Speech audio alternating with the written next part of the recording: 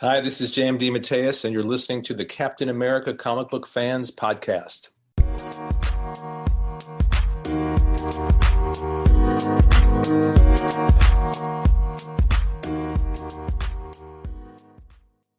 Welcome, Cap fans, to episode 13 of the Captain America Comic Book Fans Podcast.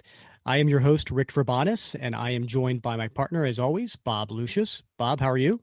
I'm doing great, Rick. It's great to be here once again. So I'm really excited today, as my first Cap comic was back in 1983 with Captain America 286, and that issue launched a lifelong love for the character of Steve Rogers. And I'm so pleased to introduce the writer behind that story, J.M. DeMatteis. J.M., welcome to the show. Happy to be here, and remind me which story that was. 286? Yes, that was the beginning of the Deathlock Lives. Okay. That was, Zach and I had been doing that book, I guess, for a couple of years by that point, and I felt like we were really hit our peak with that Deathlock three-parter, and then he got whisked away to do Secret Wars, and he abandoned me. Yes, much like the heroes got whisked away. That's right.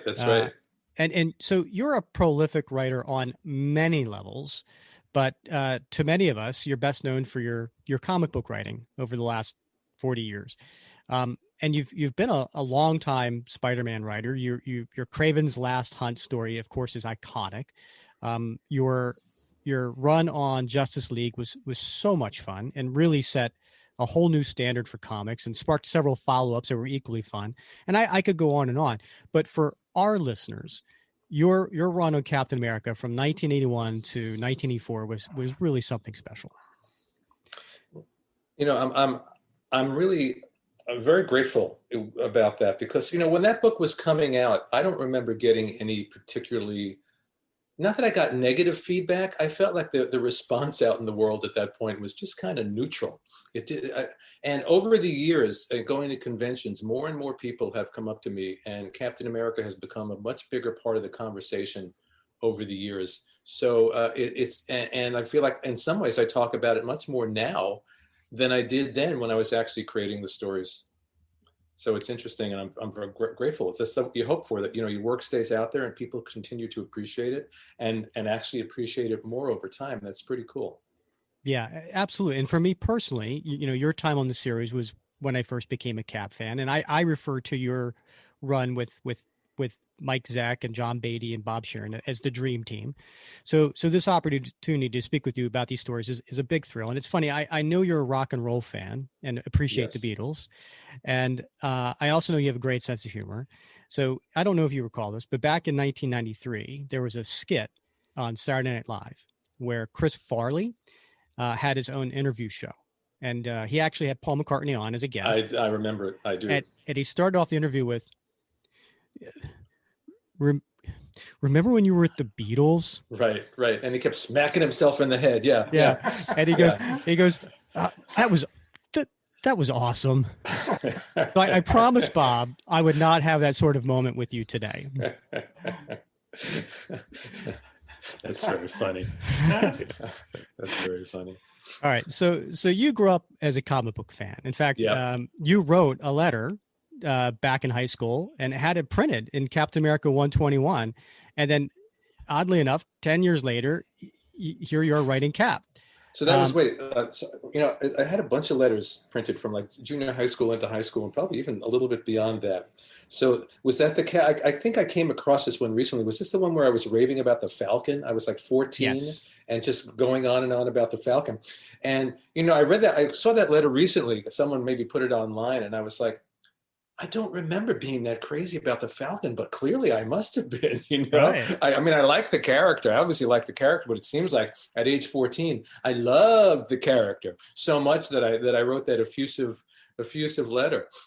It's very funny whenever I come across these letters. Sometimes they're a little embarrassing, but they're always kind of sweet, because you can't hide that love and enthusiasm, that we as true fans have for these characters in these worlds, Yeah. And so how surreal is it that, you are writing in, and then 10 years later, you're writing Cap. Your first story is a three-parter that runs in 261 through 264, and it starts off with a bang. It's a battle with the Red Skull. So can you tell the listeners how you got that assignment? Yeah, I kind of stumbled into writing the book backwards because I had broken in at DC, and around the same time Jim Shooter had read some of my samples, and he took an interest in my work. So he would throw me little jobs here and there, fill-ins, whatever.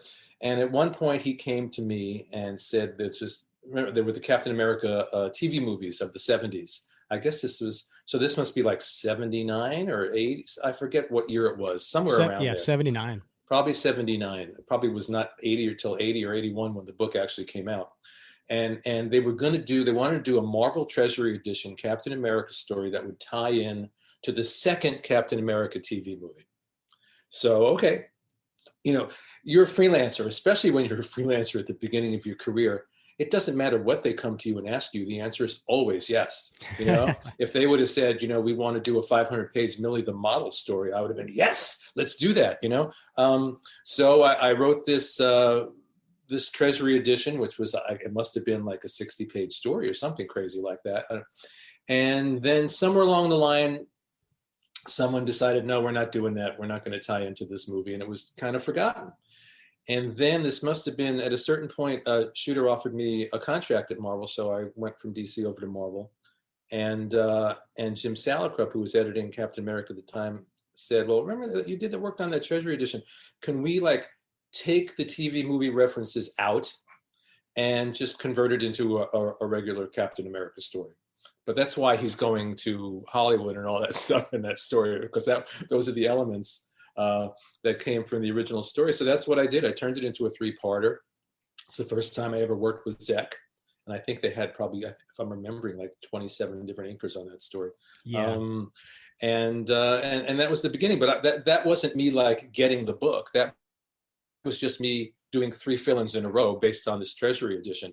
And somehow, as a result of that, I think a few issues later, Salicrup offered me the book. And we moved on from there. Yeah. So as it was a fill-in, so you're offered the ongoing role as a series writer. How does that work? Was it open-ended? Because you went on to write, 30 plus issues over the next 3 years. Yeah. Basically, and in those days, especially, it seems like people don't stay on books as long these days. And whereas it was kind of standard to stick around on a book 2, 3, 4 years, sometimes more. I was at the same time I was doing the Defenders. I was on the Defenders for 3.5 years. You could really, with an ongoing book, as long as you still got along with your editor and he liked what you were doing or she liked what you were doing, you'd stay as long as you wanted to stay. So the great thing about an ongoing series is you can build. Mm-hmm. You can build things. It's even though you're telling individual stories along the way, you're really kind of creating an expansive novel, because if you're working on a book for 2 or 3 years, all the things that you're doing, everything's building on what came before, and there are plot threads and character threads and all these things that kind of come together. So it really gives you the long view. And when you get on a monthly book like that, you have to think that way. You can't think like, I'm going to be off this book in 6 months. If that's what you're thinking, then you go do a miniseries or a graphic novel or something. But when you're on an ongoing series, you're in it for the long haul. So and that was the fun of working on that book. And I also had the advantage of building on a wonderful foundation that was created by Roger Stern and John Byrne. They weren't on the book very long, but they set up a great foundation. They created Bernie Rosenthal. They set him up as a freelance artist. I believe that came from them. His place in Brooklyn, the beginnings of that supporting cast, that all started with them. So I had a great foundation, and I built out from there and brought in my own elements and my own point of view on Steve Rogers and who he was. Yeah, you bring up a good point about those supporting characters, and you're right. Roger Stern and John Byrne did a great job introducing those. And you've said a great story isn't about plot; it's about the characters. And the writer's job was to get out the drill and dig deep into the psyches, finding the emotional core, the psychological truth. While you certainly did that with Steve, you also really fleshed out the supporting cast. Was that intentional to make Steve a more well-rounded character? it's never a thought like, I want to make Steve a more well-rounded character, so I'll explore the supporting cast. It's just that as a writer, that's what you're going to do. Oh, well, here's a character in front of me. The question is always, well, who is this person? What is their role? What's their psychology? What's their emotional state? Now, I didn't get to do that with the whole supporting cast, but certainly like Bernie was a great character. And I spent a lot of time working with Steve and Bernie. And that was just a great relationship. I have no idea if that character even exists in the Marvel universe anymore, but I thought that was like a Peter, Mary Jane level relationship for me. I thought they really, really were well suited for each other. It was also a great way to, once she discovered who he is, to upend all those old cliches about, Lois, I can't be with you because I'm Superman and my enemies will hurt you. And she basically said, screw that. She was just a wonderful character. And the other nice thing that kind of happened accidentally, Captain America represents America. He represents the American ideal. He represents the best of us, not the reality, but the dream. And of course, the great thing about those stories is the gap between the dream and the reality. And that's where the stories lie. But his best friend was Sam Wilson, who was a black man. His girlfriend was Jewish. I brought in Arnie Roth, his childhood best friend, who was gay. And it wasn't like I was consciously doing it, I don't think, but I think I was just intuitively going, look, he is surrounded by the diversity of America. Even having Jack Monroe, the Bucky of the 50s, this sort of lost soul from another era, someone who's, lives on the margins, that's the kind of person that Cap would always take under his wing. So I think the book and the supporting cast reflected something that was important thematically to what a Captain America comic book is supposed to be, if that makes sense. No, it completely does. And talking about these characters that you fleshed out, right? And let's start with Bernie. And because you spent a lot of time writing Spider-Man. So it means a lot coming from you when you've said that the Steve Bernie relationship was just as important as the Peter Mary Jane relationship. Why is that? It just felt real to me. It felt authentic. She felt it's the chemistry between writer and character is the same as the chemistry between people. You meet somebody and you click, or you meet somebody and you don't. And it's the same when you're writing a character. Sometimes it could be a character that you really enjoyed as a reader, and you start to write them and something doesn't click, and you realize you'd much rather be reading that character's adventures than writing them. And something about the character of Bernie just clicked for me. She felt like a real person. She didn't feel like some comic book contrivance. And she was just a great foil for him. And they really loved each other and respected each other. And they struggled, as real couples do, and they always came out on the other end. And that's sort of what it was with Peter and Mary Jane. It was always the Peter Mary Jane relationship. That's why I loved the marriage. All these people that didn't like the Peter Mary Jane marriage, I loved it because it felt so real. I could relate to it as a married person. And I could relate to Steve and Bernie, even though I am not a super soldier. And the other characters as well, right? You mentioned Arnie. Right. You introduced this character as Steve's childhood friend, which was important on many different levels. I mean, because he was both Jewish and gay. And right. Do you recall at the time, was there any backlash from fans, or any pushback from any editorial or anything? Looking back, it's actually kind of amazing, but there wasn't. The only thing that ever came up was in one of the issues. I think it was when the Skull had captured Arnie. If you remember, it was sort of like a cabaret. They had him dressed up like he was in the movie Cabaret, like in some German cabaret from the 1930s, where the Skull is controlling him and making him say this horribly demeaning things about himself. And there was a little bit of dialogue that I believe that the editor-in-chief wanted changed because he felt it was too evident that Arnie was gay or something like that. It's been a long time.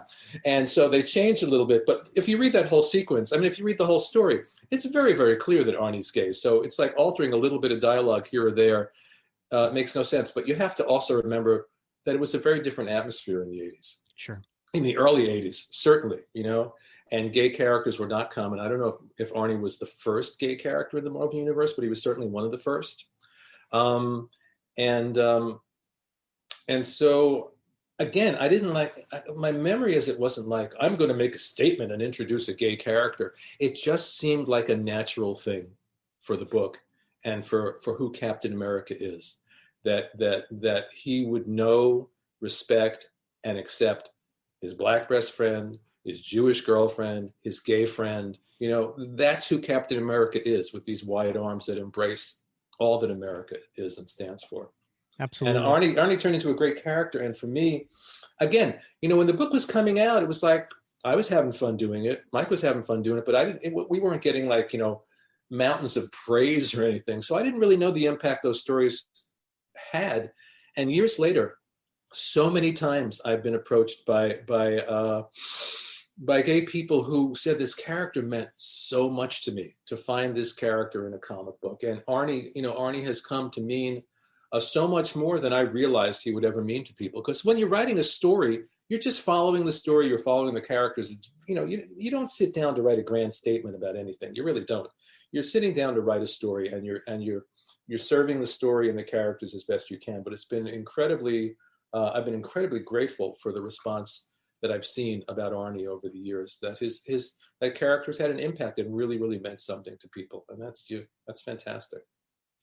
Yeah, I mean, the fact that not only had an impact in on that grand scale, in that important scale, that emotional scale, but even on a lesser scale, had an impact, it seems like, in the Marvel Cinematic Universe. Yeah. Right. So that, you know, here's this character that was Steve's childhood friend that kind of helped him out, who's, you know, scrawny Steve. Right, he was the And tough guy. He was the yeah, tough guy that got Steve out of scrapes and watched over him. And lo and behold, in the Captain America, the first Avenger movie, and I was so dumb. Someone had to point it out to me. I saw the movie and it didn't even click. And someone went, you know, that's Arnie. And I went, holy crap! They just lifted Arnie's backstory and put it on Bucky. And that's exactly what they did.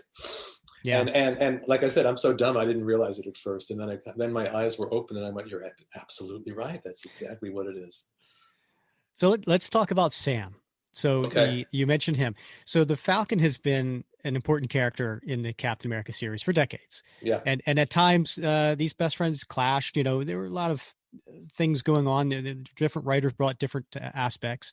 And one of the things that, yeah, and by the way, we hadn't seen Sam in a while. And here he is on the first page of your kicking off your run on Captain America, along with Steve and Josh in a bar.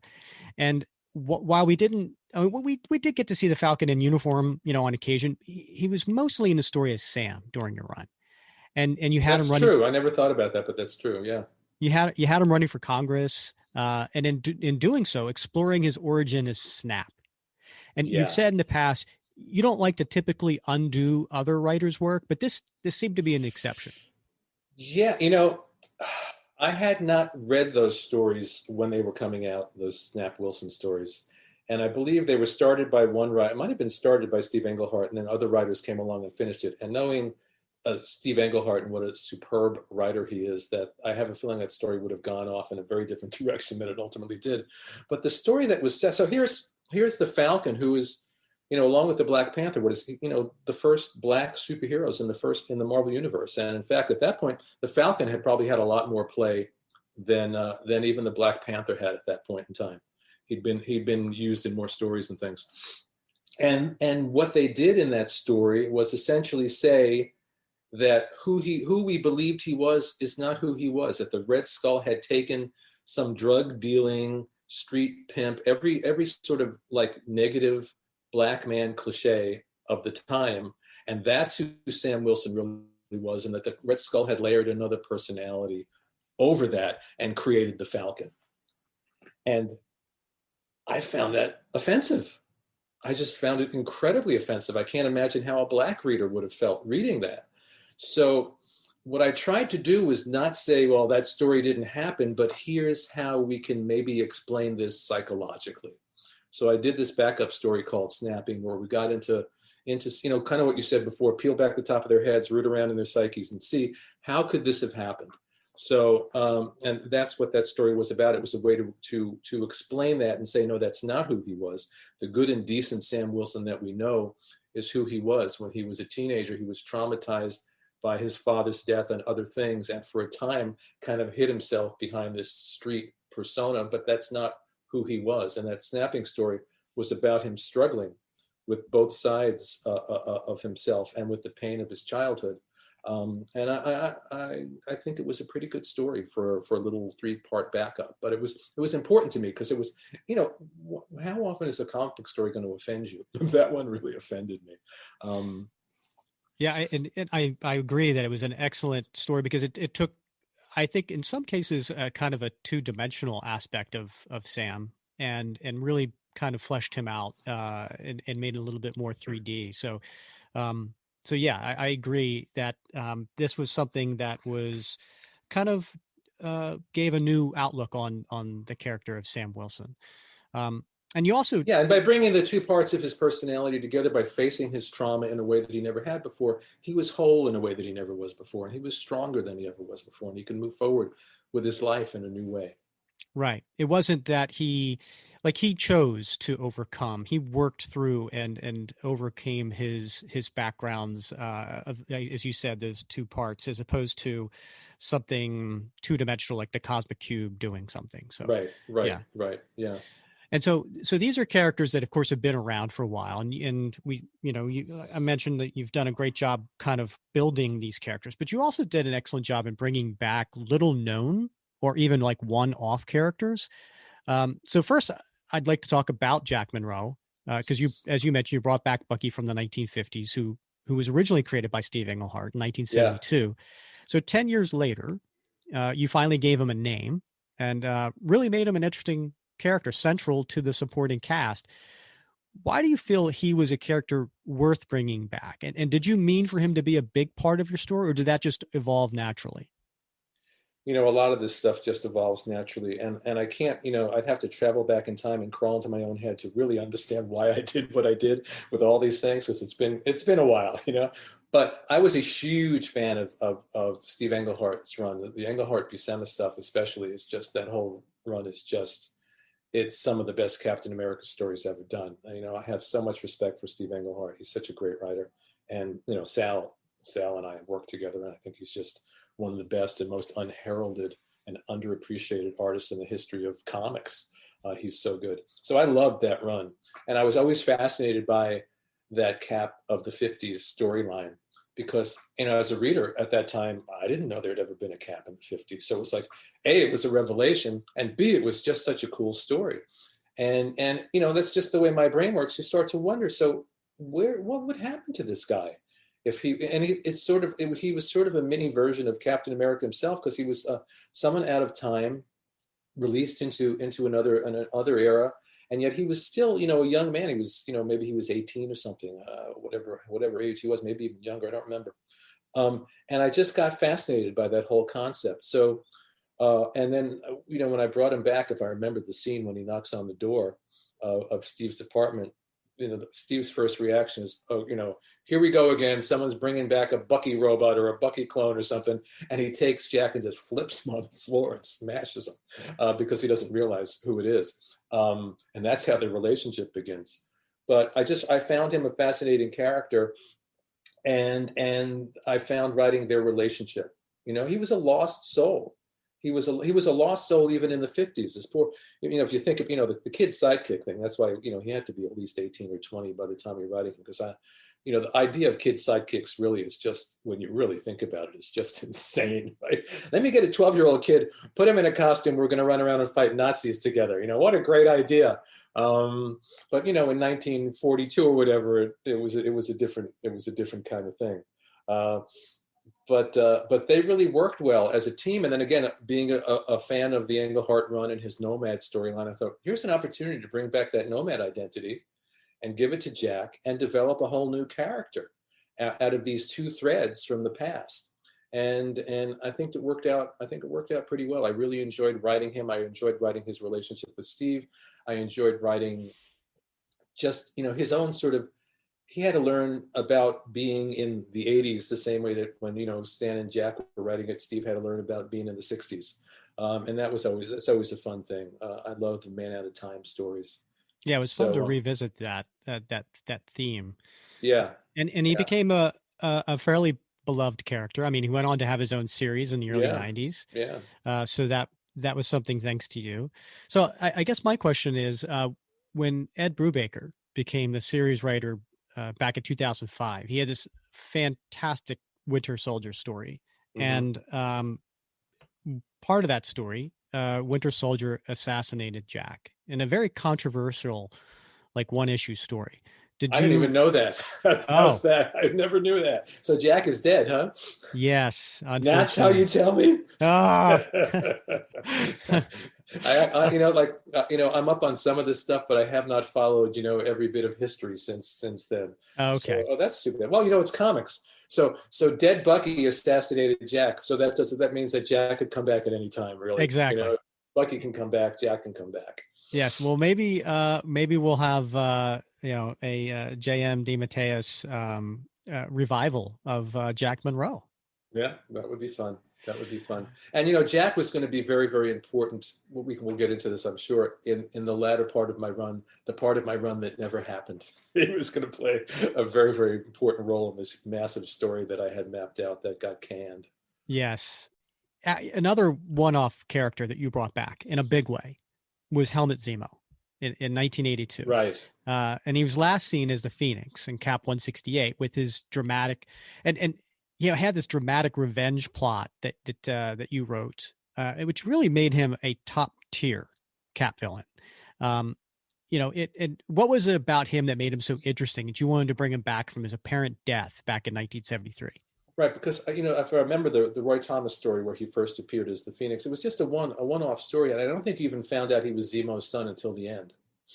And I'm, themes appear in your stories, and you don't often realize them while you're writing them, and you look back and go, "Oh, I'm obsessed with relationships between fathers and sons, aren't I?" And so you've got the son of Zemo, and it's always the question of like, it's sort of like Harry Osborn and Norman Osborn. It's like, what was it like? What did it do? What did it do to his psyche being Zemo's son? Obviously, it twisted it. And I just thought it would be interesting to bring him back. And yeah, we managed to build him into from basically a throwaway villain in a one-shot story into a major villain who I guess is still a major villain in the Marvel Universe today. And it was really fun to work with him and bring in the Skull, and the Skull is essentially manipulating him by trying to be a father figure to him. And I found it interesting because he was tortured by his relationship with his father, when you have that sort of rich psychological soup, there's always so much to play with. The push-pull of someone who's been raised by a Nazi supervillain. What does that do to your psyche? What does that do to your psyche? So I found him very, very interesting. Yes, and he, as I mentioned, he went on to be certainly a top tier Cap villain, thanks to you. And he goes on to have a tremendous, as you mentioned, you don't keep up on everything, but of course the character goes on to have a tremendous amount of amazing stories as a thorn in Cap's side. And another one-off character, and they keep on coming, right? Was the character Primus. So this was a creation of Jack Kirby, and last seen was his introduction in I think it was issue 209, 210. You decided to bring him back and not only pose as Arnim Zola, but later as Steve Rogers to ruin his life through his loved ones. When you took this role as series writer for Captain America, you must have done a lot of research and homework. Especially in my earlier days in the business, if you're a comic book fan, oh, well, I'm going to write Captain America. I better make sure I have 8,000 issues of Captain America here to read through. It's a great excuse to read comics, in the beginning, I used to do that with whatever the series was. I would go, if I didn't have them, I'd go buy a ton of back issues and read through them all. But the truth is, you find these nuggets. Now, the Kirby run I read when it was coming out. I'm like one of the world's biggest Kirby fans. I just revere Jack Kirby. If there's anyone in the history of comics who deserves to be called a genius, it's Jack Kirby. And so Kirby has, you read a Kirby story and like every third panel, there's another brilliant idea. And then he moves on to the next one, So, Arnim Zola and Primus and all that stuff. I love those stories. And the thing that I remember with the Primus story was just, I like playing with identity also. So to have him be Steve Rogers, it's sort of like in a weird way, maybe it mirrors, Craven trying to be Spider-Man in a weird way. We didn't go as deep and as far with it, obviously, but it allows you to contrast who is Steve Rogers really versus who this guy who's pretending to be Steve Rogers is trying to be. It was just a fun character, and allowed me to open the door and get in, use it also to get into the Steve and Bernie relationship even more. I don't remember the story 100%, but did Bernie tumble to the fact that it wasn't Steve right away, or it wasn't until Steve showed up that she caught on? I think it wasn't until he showed up, Yeah, and then there was some confusion, of course. Yeah, that made for an interesting story, no doubt. Yeah, well, it was fun. It was really fun, and that's when I think it was in that. Was Vermin? No, Vermin came back later. Vermin was before that in that book, I think. Yeah. Yeah, and so we've been talking about characters that supporting characters you help flesh out. We talked about characters that were one-offs. So next, I want to talk about some new characters that you created, and we'll be right back after this message. Okay, so in addition to bringing back lesser known characters or fleshing out supporting characters, you also, for this Captain America series, you also created some really interesting characters as well. You mentioned Vermin. Was Vermin fun to create and write? Yeah, again, I say my memory it's so long ago. I hope that my memory is accurate, but I think Vermin it was something as simple as like, man rat. That's cool. What I mean? There was nothing very deep behind it. It was only later when I really explored the character in Kraven's Last Hunt, and then during my Spectacular Spider-Man run, that I really began to peel his psyche apart. And but there was clearly something I liked about the character, because I used him in Cap, then I brought him into Marvel Team Up, and I brought him into Kraven's Last Hunt. So there's a thread from that first Captain America story, with Mike, to Kraven's Last Hunt with Mike. In fact, one of the reasons why I probably even thought of him for Kraven's Last Hunt was because I was doing it with Mike. Mm-hmm. And it brought my mind back to our previous collaboration, because I needed a character that could contrast Kraven's vision of Spider-Man with Peter's vision of Spider-Man, and Vermin in that raw man-rat cannibalistic state, to see the difference between the way that Kraven treated him and the way Peter treated him, said all you could ever want to say about who those characters really were. And then, of course, then it's like, all right, so the same question. I call it the big why. Well, why does this character exist? Why does he do this? What is it in his life? What created him?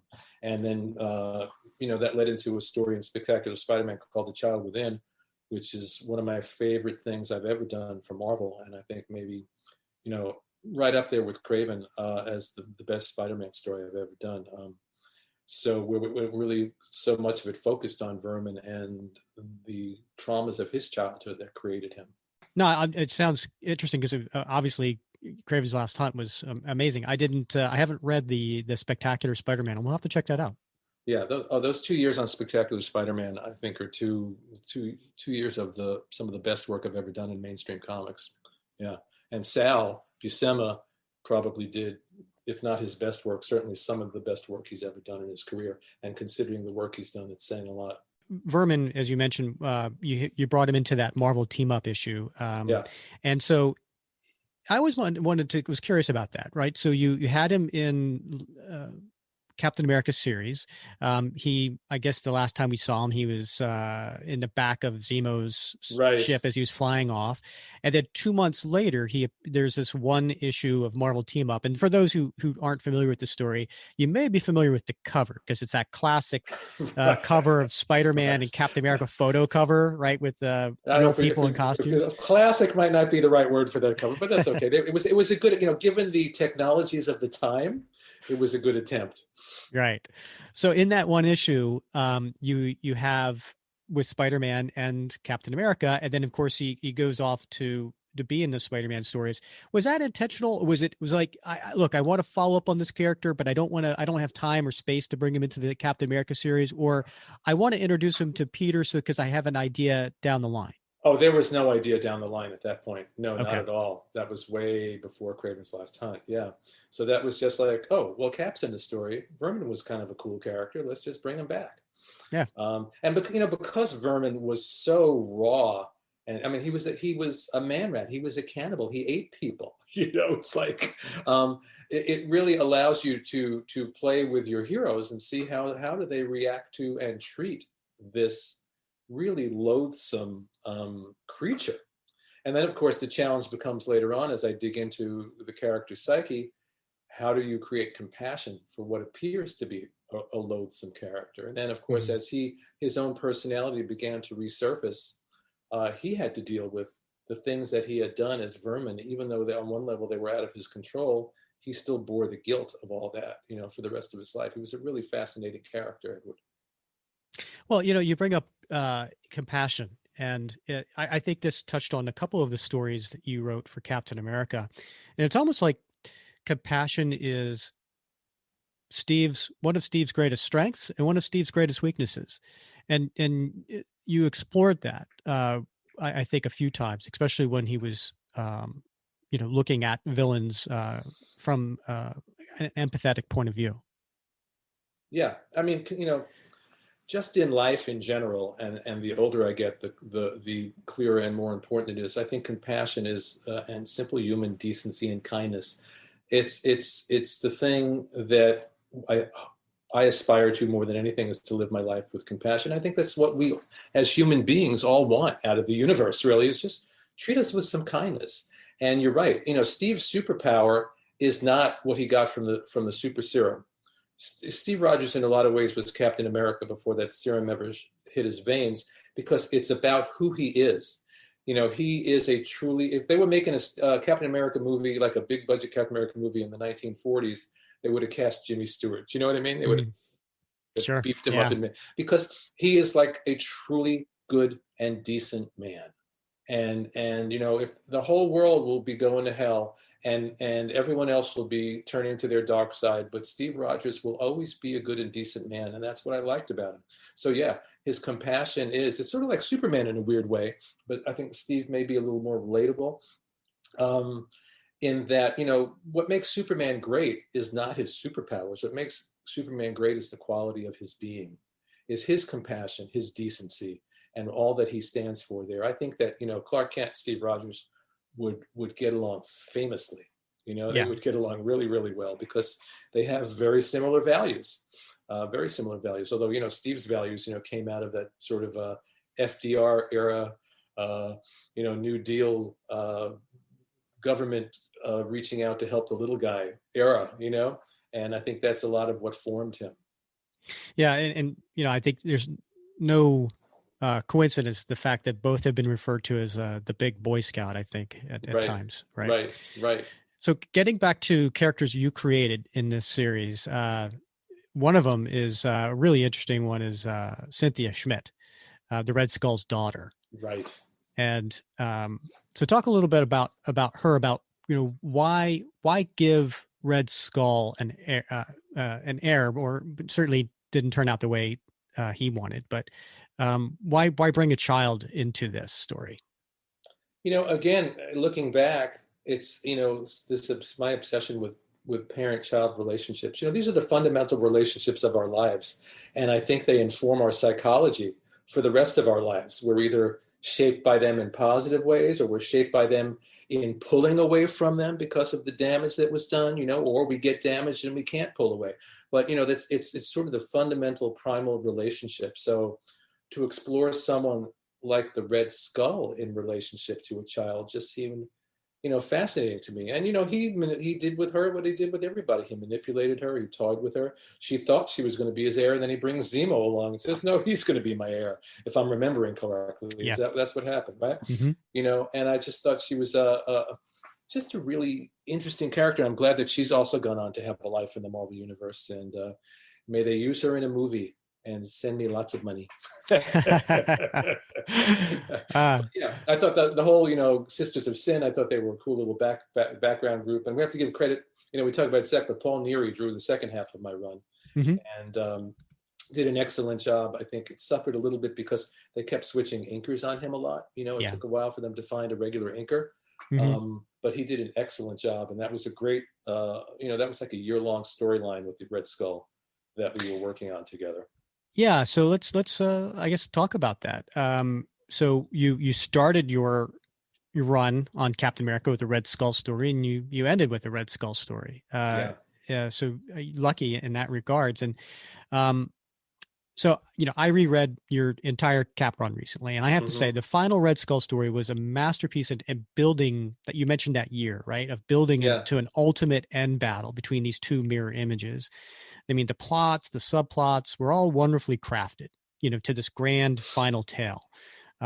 However, not everyone has heard how you originally wanted to see the story end. Right. So I was building, and this was something certainly at maybe not from the very beginning, but at a certain point in that arc, a few months in, I knew where it was going to end. We were going to end with this final battle with the Red Skull, and my again, coming back to who Captain America is, this decent, compassionate man. So in the course of this story, everyone that Steve loves has been threatened, has come close to death. At the end, they're all in Skull House together. Um, and my idea was, well, being who he is, he's got a question. It's now been, it's the 80s, so it's been 40 years since World War II. He spent years and years, and he has this horrible final battle with the Red Skull where he almost dies. The Skull does die. Everyone he loves almost is swept away in this tide, and he would question himself, was what I thought. He would say, all these years of basically trying to solve problems by dropping a building on the bad guy's head and punching him in the face, where has it gotten me? In ruins, really, in ruins. It's almost destroyed everything I know and love. And there's got to be another way and a better way to live my life and make positive change in the world.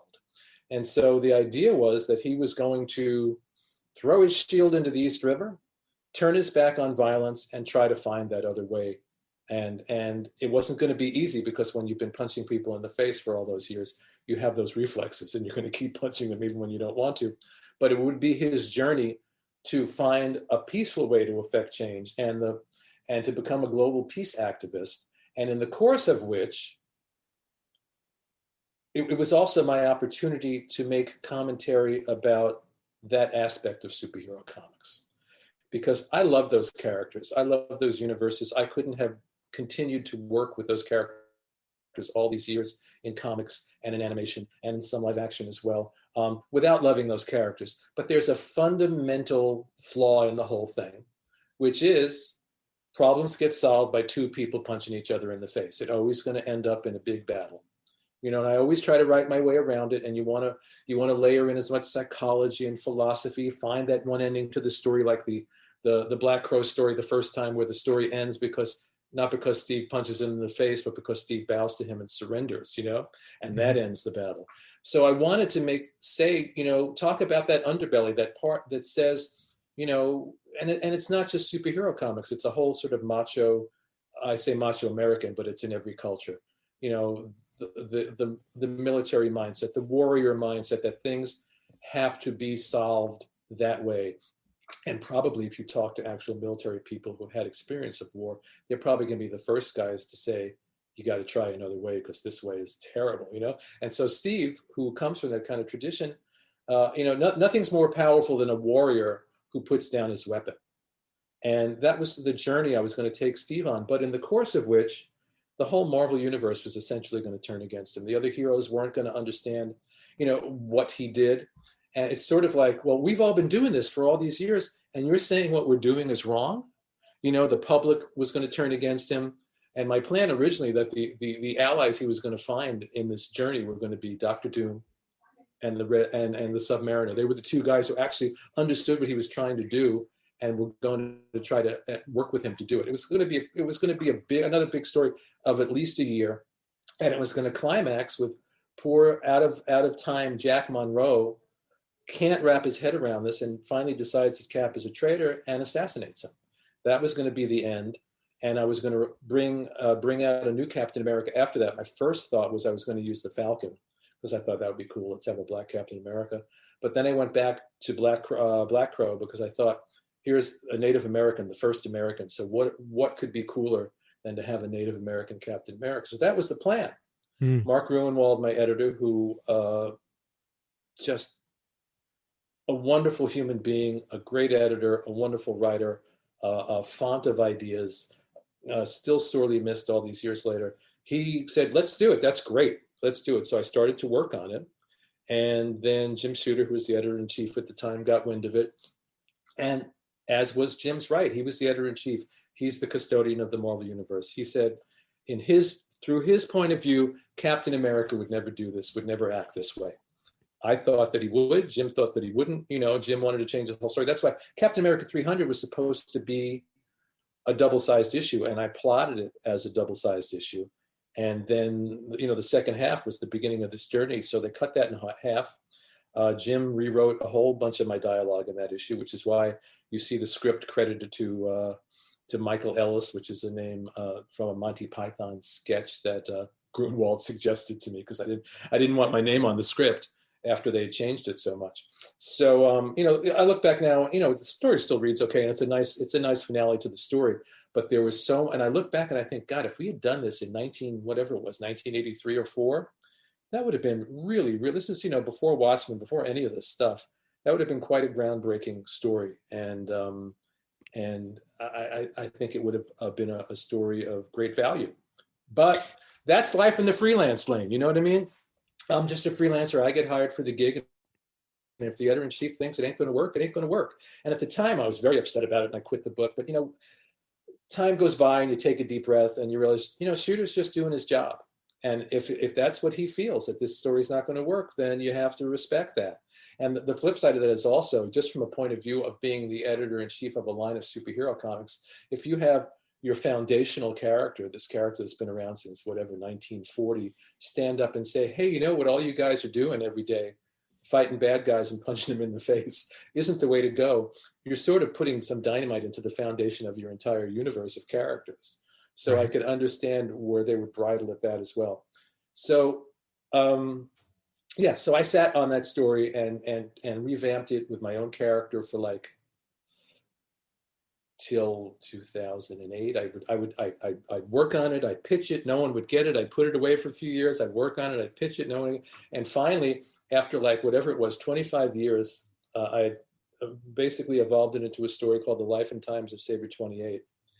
I pitched it to IDW one morning, and it's the only time this has ever happened to me, and it was approved that afternoon. Wow. So after 25 years, I got an instant approval. It only took 25 years to get an instant approval. But in the long run, I'm glad that it happened that way, because that story, The Life and Times of Saber 28, is one of, I think, the best stories I've ever done. By removing it from the Marvel Universe, I was able to tell my story in exactly the way that I wanted to tell it. I created my whole, Mike Cavallaro, the artist, and I created our own universe of characters and got to tell that story in exactly the way we wanted to tell it. At the same time, I always imagine that there's a parallel universe out there somewhere where I got to do that story, and I would love to see what that story would have looked like as a Captain America story. Definitely have to check that out. Because that's a fascinating twist on what ended up happening, right, with 300, and then when Mark Grunwald took over as the writer. But it sounds like it would have been a killer story. I was planning to assassinate Captain America. Was it 15 years later they assassinated Captain America? I had the idea to do the Falcon as Captain America. 20 years later they did that too, it's interesting. JM, I don't know if you know this about Bob, but he was in the Marines for 25 years. Interesting. Yeah, no, absolutely. I mean, that completely resonated with me, JM, and it really struck home with me. I don't know if you saw my facial expressions when you were talking, but that's what I've always really loved about Cap, because he knows that violence isn't always the way, and that there often is a better way. Yeah, and I think kind of what I said before, the guy who's had firsthand experience of what war is probably the best guy to address the issues of peace. Yeah. Do you know what I mean? Because he knows what the consequences are. He understands what the consequences are. I can sit here, but I have never been in that situation. And as horrified as I may be thinking about it, the realities of being in the middle of it has got to be something very, very different. Mm-hmm. So, that's why, the decisions that get made on a governmental level about these things, you see certain politicians who are just so cavalier about this stuff, about the use of force and all these things, as if it's a game, but if you've been in it, that it ain't no game, and it's very, very real. And I think that's what it was for Cap. This is a guy who'd been through it in so many ways, starting with World War II. He knew what the ugliness and the brutality was about, and he knew that there are finite returns on that. Yeah. Thank you for saying what you said. I'm glad that it did resonate with you. So we recently spoke with Catherine Schuler Grunwald, Mark's wife, Oh, and she talked mostly about his time as the Captain America writer for 10 years, but maybe you could touch a little bit more on your time with Mark as him being your editor while on Captain America. sure. Mark was a contemporary. He wasn't just my editor, he was my friend as well. He was just a great guy. I loved working with him. And what was great about Mark was that he would come, he knew that I liked to play around with the villains and get in their heads and everything. He'd say like, well, how about this villain? Here's the Scarecrow. Here's Viper. He would like make these suggestions about, things for me to play with, directions for me to go with stories.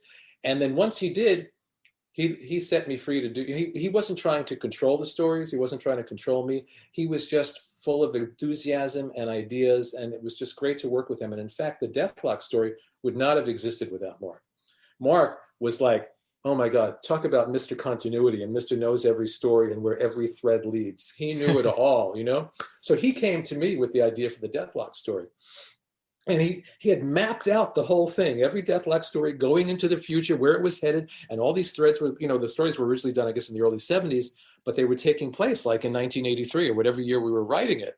So he mapped this stuff out and he said, what do you think? Could you do a cool story with this? We could do this, you could do that. And I looked at all this material and it just gave me a headache, And I remember trying to come up with a story and calling Mark and saying, Mark, thank you for giving me all this great material because I couldn't have had a story without him. But I don't think I can make sense of this. And then what happened to me, I always have to find the psychological and the emotional hook. And there was Deathlock, but there was a Deathlock clone out there as well. So one of my other big themes is the search for identity, the search for self, who we think we are versus who we really are, And so Deathlock's search for his clone sort of became symbolic of our search for ourselves, for our authentic selves, and that gave me the hook into the story. And so Mark had contributed so much with so much material and suggestions that I actually wrote him in as co-plotter on every single issue. And this speaks to the qualities of the man.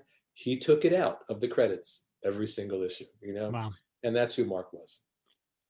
Yeah, he's certainly a beloved creator in the Captain America lore, as you can imagine, after his so much time on the character, and was his favorite character. Yeah. And talking about getting into into the heads and trying to establish that, one of the things that you moved Steve away from in the series was that whole old mantra of, oh, woe is me, Bucky is dead, the pining that had haunted him for so long. And you had Arnie point that out at his partner's grave, telling Steve, he needed to drop the self-pity act and realize how good he has it. And in next issue, Steve's comments on how he needs to move beyond the self-pity and look at the positives in life, namely Bernie and his friends. Was that a conscious decision to change the narrative that seems to have been kind of replayed in the Captain America comic books for decades, that whole, woe is me, and change it more into a positive attitude? Yeah, and again, these things don't come out of an agenda. Like I'm not thinking, oh, I want to change the narrative. It comes out of the character. The more I get to know the character and the characters and play them off against each other, I say this many times. I tell my writing students this. I do a writing workshop, Imagination 101, which I will plug before we're done today. And the characters really do. It's the oldest cliche in the book, but if you're doing it right, the characters take on a life of their own. And you, as the writer, your job is to get out of the way and let them start talking to each other. You can't control them. You let them take hold of the story and you let them go. And that's what happens with something like that. When you have a conversation between Arnie and Steve at a graveside, it's not something that I'm like mapping out because I have an objective necessarily. I get the characters talking and they reveal themselves through the dialogue. So it was probably more Arnie's idea than mine, if you know what I mean, to say that to Steve. But also, you're right. The Bucky thing, was a tired trope by that point.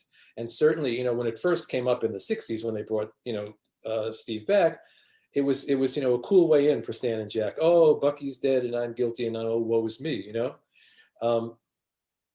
But 20 years had passed by that point. 20 years of comics and woe is me. And So yeah, I think it was important for the character to move beyond that, and probably in some way, having Jack around helped heal that as well. Right. Having sort of a Bucky echo around with him. Yeah, because I agree with that, because Steve, has, from my experience in reading comics, and I think, and again, I started with yours and then worked my way back, but Steve has always been more of that positive attitude, that glass half full, that there's always a positive way to do something. In fact, one of the characters of Steve Rogers that would be an antithesis would be Wolverine, as far as different types of personalities. And years later, there was a House of M story where the Scarlet Witch goes crazy, and the Avengers and the X-Men are gathered to discuss how to handle her. And Emma Frost suggested they put her down, and Wolverine agrees. And Cap says, "There's always a way." Mm-hmm. And Wolverine says, "Not always." And Cap stands over Wolverine and says, "Always." Mm-hmm. And I remember reading that and thinking, I heard that before. So then when I was reading Captain America 268, which was the Defenders crossover issue that you did, and he was forced with a decision to fight and innocents die or to surrender. And you wrote, "A hero was a man of moral fiber, a man who would not see one innocent soul sacrificed if there was any alternative. And to Captain America, there is always an alternative." Do you think this is what separates Cap from the rest of the heroes and makes him that moral compass of the Marvel universe? Absolutely. I mean, it's always interesting when I hear words that I wrote years ago echoed back at me, because I don't remember writing them, and I'm thinking, that's pretty good. Because the truth is, I'll get back to your point. I look back sometimes, when I look back at old stories, a lot of the times all I see are the flaws. Because, hopefully as a creative person, you continue to grow through the years. You become a better writer, a better artist, a better musician, whatever it may be. So to go back and see some writing in these old stories, I go, hey, that kid was pretty good. He knew what he was doing. He knew more than I realized that I knew at the time. But yes, that is exactly who Captain America is. Even with an idealist like that, even if he's wrong, it's important to have the guy that stands there and says, no, there's got to be another way, who really, really stands for the ideals and may even seem foolish for standing for them sometimes, but, in some ways it's better to fight and die for the ideal of a better world than just accept the fact that the world is a hellscape, right?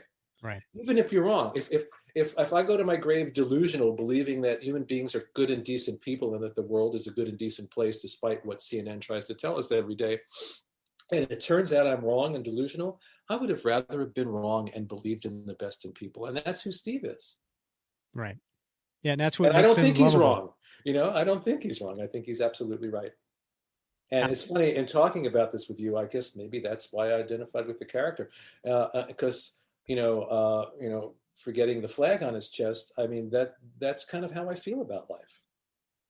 So, and it's in a different way. It's the same thing with Peter Parker. Peter Parker is more human and probably more relatable because he's more flawed than Steve is. Steve is a little more perfect than that. Not that he doesn't have flaws, but Peter has more of a tendency to screw up. But Peter also is just a good and decent guy who, when he will screw up, will feel tremendous guilt about it and will always get back on his feet and try to right that wrong.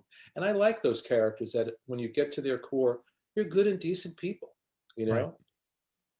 Well, we're coming to an end here, so I wanted to touch base real quick on the Captain America fans everywhere rejoiced, and I'm sure you did as well, when the Captain America Epic Collection, Monsters and Men, came out. I was so happy when that finally came out. Yes. Yeah. It collects 267 through 285, the annual 6 that you did, and then that Defenders crossover. So I'm curious, because it's obviously missing the end, right? It's missing the Deathlock issues and that Red Skull story. Right, and hopefully there'll be another Epic collection that will collect those. Yeah. Yes. Yeah, we're hoping for that as well. I'm just curious on the cover that they chose for this Epic Monsters and Men collection, right? It's the cover to 280, which is, it's got a defeated Cap on the cover. what were your thoughts on their choice of that cover for this collection? Because I could have thought of a few other Right. Zek Well, covers personally. it's I didn't think about it until you pointed out, but it's true. There is some, I mean, Zek's covers, holy moly, he did some astonishingly brilliant covers for that run. Even on some of the issues like that he didn't do, some of the like the Sal Fill-in issues. There's that great one of Cap on the Roof. It's Yes. like sunset. I mean, there's just so many great covers that he did. The one, I think it's the one with the shields in the air, like it's a down shot. And you're looking down on his shield. 275. Yeah, I love it. Just amazing. So yeah, they could have picked. Now that you mentioned it, you're absolutely right. But I'm so happy these stories have been collected that it's like I'm not going to complain about a cover. I Right. can't. I'm just delighted that it's out there because some of these stories have been collected here and there, and there was a Death of the Red Skull trade paperback some years ago that's out of print that had a bunch of those final Red Skull stories. But it would be great to see them all in order in these epic collections. So I hope that they do continue with the next one, starting with the Deathlock story and going through to the end. That'd be great. Well, I know you've been writing a lot of animation the last Yeah. decade, including Yeah. several DC to direct video movies. Yeah. What else do you have going on right now? Right. Well, the most recent of the movies and things that came out, say, in the past 6 or 8 months or whatever it is, Deathstroke Knights and Dragons movie, the adaptation of Superman Red Sun. They're both on HBO Max. If you have HBO Max, you can check them out there. I also did 2 shorts that turned out really well. I did a Death short, the first time that Neil Gaiman's Death character has ever been used in any other media. And that's also on HBO Max as part of the Death in the Family collection, and an Adam Strange short. So yeah, I've been doing animation for, I don't know, 16 years now. It's turned out to be a very significant part of my career. So bouncing back and forth between comics and animation, and some prose along the way, and it's been great. And in terms of what I'm working on right this moment, I'm working on a project for DC that I can't talk about. I'm working on a project for another indie publisher that I can't talk about, and I have Okay. literally four new creator-owned series that I'm developing right now that I also can't talk about. And I have a meeting this week about an animated project that I can't talk about. So there's a lot of stuff happening.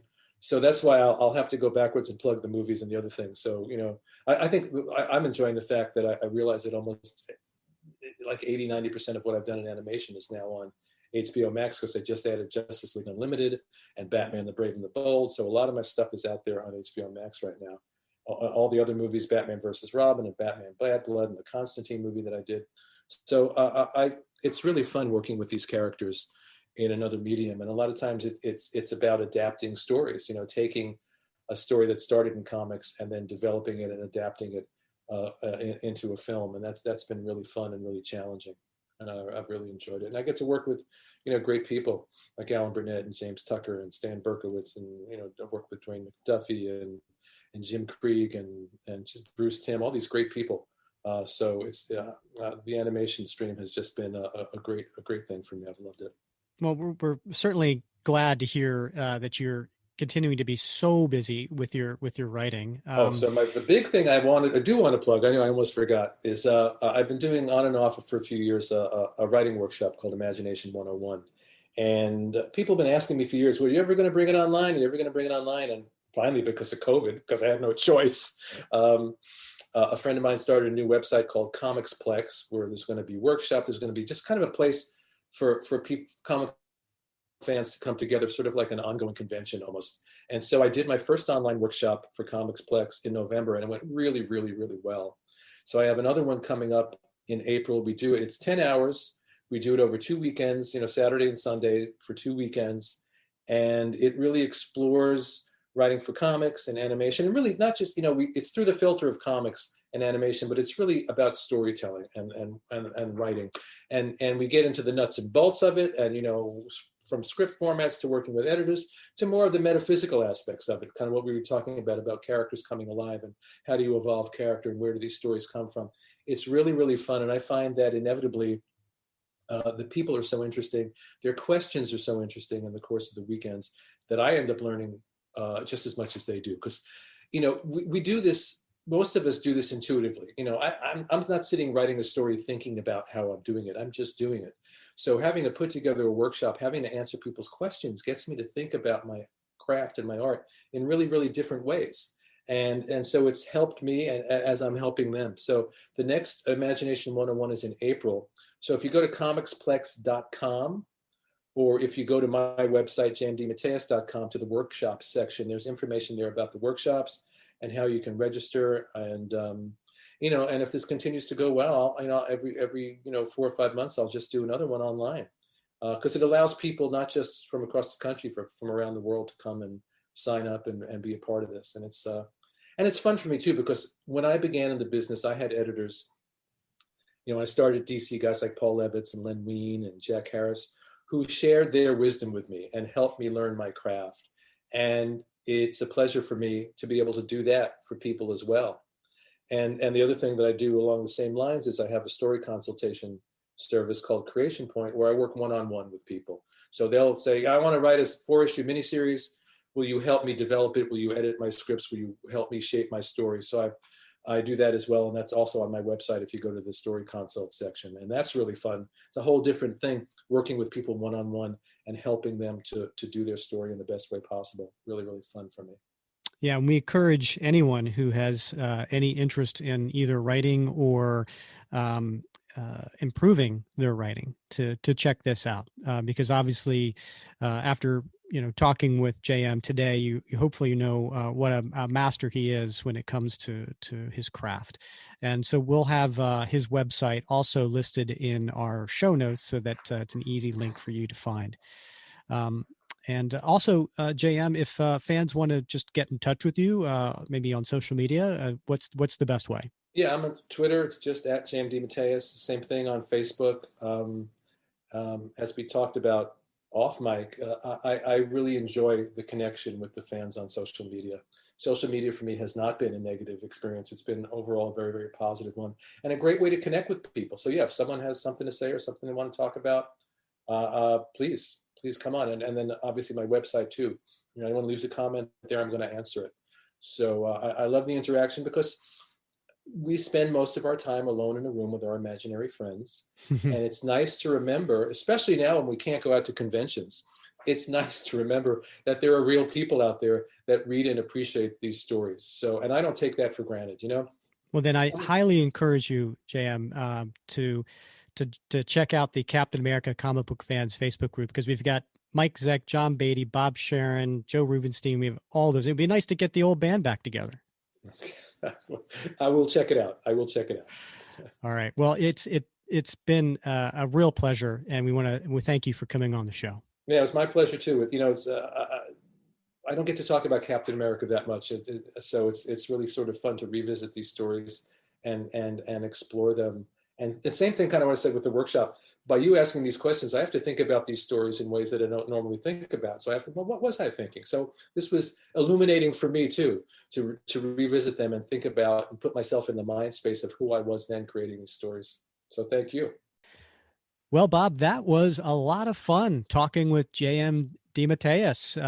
As I probably mentioned more than once, my introduction to Captain America, he was the writer. And so that was a lot of fun. Hopefully I didn't embarrass myself too much. No, not at all. Not at all, Rick. And I got to tell you, I had a number of questions for JM, but I was so mesmerized by the conversation, man, what he was sharing, the thoughts and his perspectives, that I was like beside myself, just like dumbfounded listening to this stuff. So I lost track of time. I'm sure the listeners will too, but that was amazing.